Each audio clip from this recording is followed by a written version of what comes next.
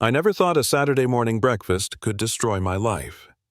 One minute, my wife was flipping pancakes in our sunlit kitchen. The next, I was face down on the tile wrists, cuffed, a gun pressed into my back.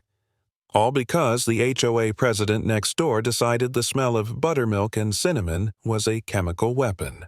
It started simple, peaceful. Saturday morning, the kind where sunlight hits the counter just right and everything feels earned.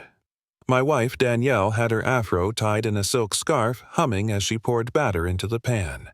The smell, vanilla butter, that hint of cinnamon, filled the whole house. I remember thinking, this is it. This is happiness.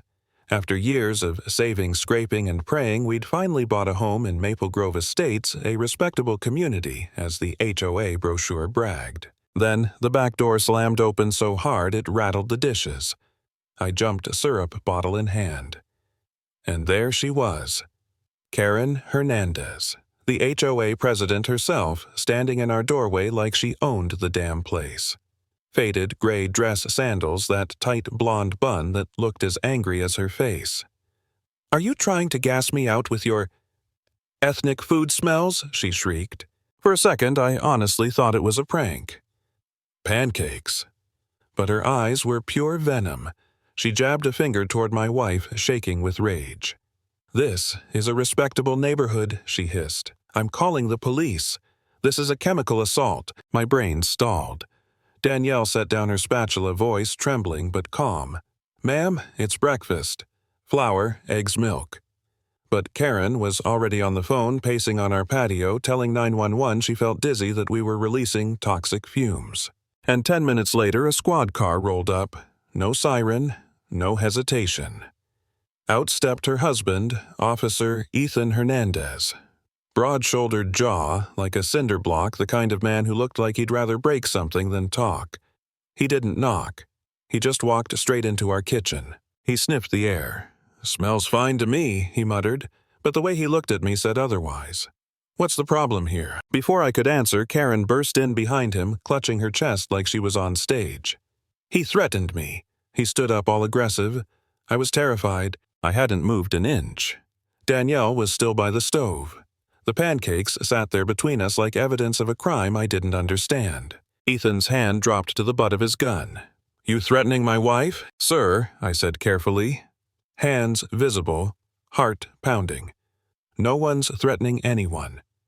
She came into our... He stepped closer, towering over me. "Are you calling my wife a liar?" "It's not like that. Are you interfering with an investigation?" That was the trap. I opened my mouth, but before I could form a word, he barked, "That's it. You're coming with me." He grabbed my arm, twisted it behind my back hard. I stumbled, hitting the kitchen island. The plate of pancakes slid off the counter, shattered on the floor. Danielle screamed my name. Ethan shoved me forward, voice booming, "Stop resisting," even though I hadn't moved. The cuffs snapped shut. Cold, final. Karen stood outside smiling like she'd just won something. I was arrested for making pancakes, for existing in a house she didn't think I belonged in. At the station, the humiliation was worse than the pain. The fingerprints, the mug shot the cell. Metal bench, fluorescent lights, air thick with bleach. Hours passed. Every sound made me flinch. I thought about my wife alone, surrounded by that woman's lies. When they read me the charges, assaulting a police officer, resisting arrest, I felt the world tilt. How could they twist something so innocent into that? By the time I was released on bail, I wasn't the same man who'd sat at that kitchen island. The neighborhood page was already lit up with posts from Karen's scary incident. Today, she wrote, "Please stay vigilant." Our names weren't mentioned, but everyone knew. Neighbors who used to wave now turned away. My job put me on indefinite leave. My world shrank to the size of our living room. For a while, I wanted to give up. Maybe we should just move, let it go. Maybe that's what she wanted. I'd lie awake thinking maybe I said something wrong. Maybe if I'd stayed quiet. But every time that thought crossed my mind, I saw Danielle's face as they dragged me out. The fear, the disbelief. And I knew silence was what they counted on. Danielle refused to be silent. She called lawyers, community centers, anyone who'd listen. Most brushed her off until she reached Arthur Jones, a weary old defense attorney with a cluttered office and eyes that had seen too much. He listened, really listened. Then he said, "Pancakes, huh? They're arresting people for breakfast now. All right, let's fight." Arthur discovered Ethan's history, 3 internal complaints, all buried. He filed motions for the body cam footage. Weeks of stonewalling later, we got a file corrupted. Completely unplayable. Deliberately wiped, the expert said. It was proof of the cover-up, but without the video, it was still our word against his. Then, one afternoon, a soft knock on the door. It was Mr. Henderson, the old man 2 houses down.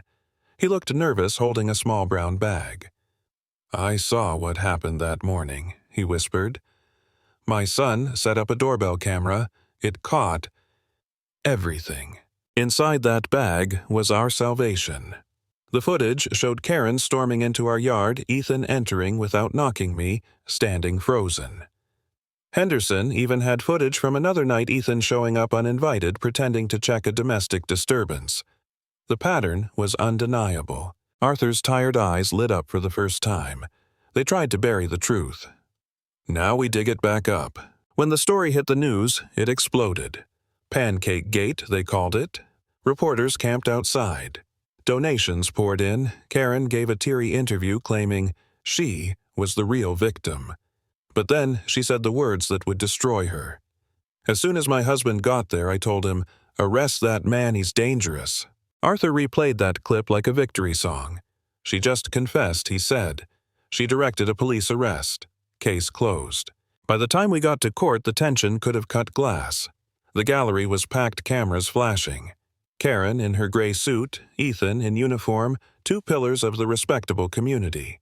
I sat there in my cheap blazer, hands trembling under the table. The prosecution painted me as aggressive, unstable. Karen cried on the stand, voice quivering. But when Arthur stood up for cross-examination, her tears dried quick. "Mrs. Hernandez," he said, calm as ice.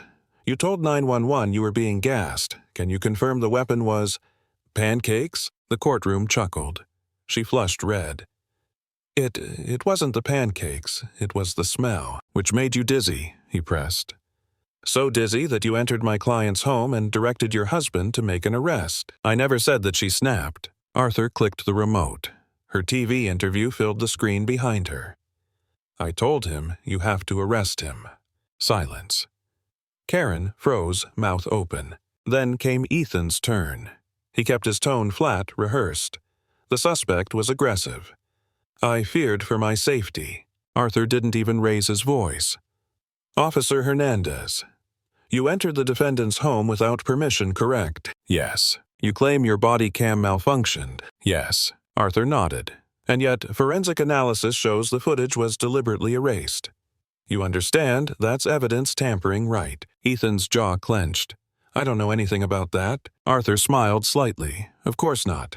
Let's watch Mr. Henderson's video instead." The grainy footage played Karen storming and Ethan following me motionless. The jury leaned forward. When it ended, you could feel the air shift. Arthur stepped closer to the jury box. "This isn't about assault," he said quietly. "It's about abuse. Abuse of power, of a badge of a neighbor's trust.